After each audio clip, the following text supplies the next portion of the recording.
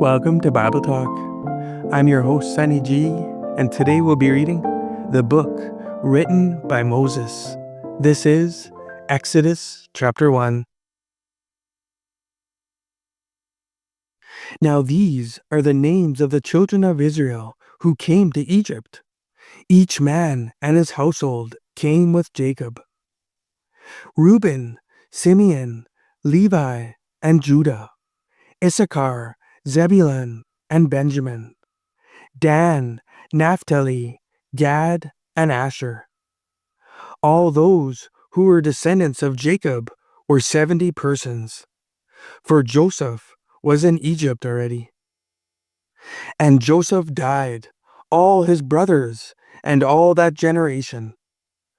But the children of Israel were fruitful and increased abundantly, multiplied, and grew exceedingly mighty, and the land was filled with them.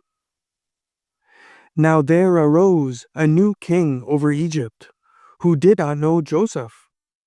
And he said to his people, Look, the people of the children of Israel are more and mightier than we. Come, let us deal shrewdly with them, lest they multiply, and it happen, in the event of war, that they also join our enemies and fight against us, and so go up out of the land. Therefore, they set taskmasters over them to afflict them with their burdens. And they built for Pharaoh supply cities, Pithom and Ramses. But the more they afflicted them, the more they multiplied and grew. And they were in dread of the children of Israel. So the Egyptians made the children of Israel serve with rigor. And they made their lives bitter with hard bondage, in mortar, in brick, and in all manner of service in the field. All their service in which they made them serve was with rigor. Then the king of Egypt spoke to the Hebrew midwives, of whom the name of one was Shiphrah, and the name of the other Puah.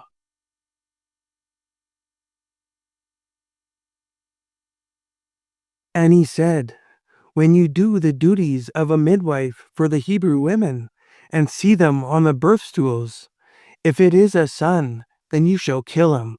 But if it is a daughter, then she shall live. But the midwives feared God, and did not do as the king of Egypt commanded them, but saved the male children alive. So the king of Egypt called for the midwives, and said to them, Why have ye done this thing, and saved the male children alive? And the midwives said to Pharaoh, Because the Hebrew women are not like the Egyptian women, for they are lively and give birth before the midwives come to them.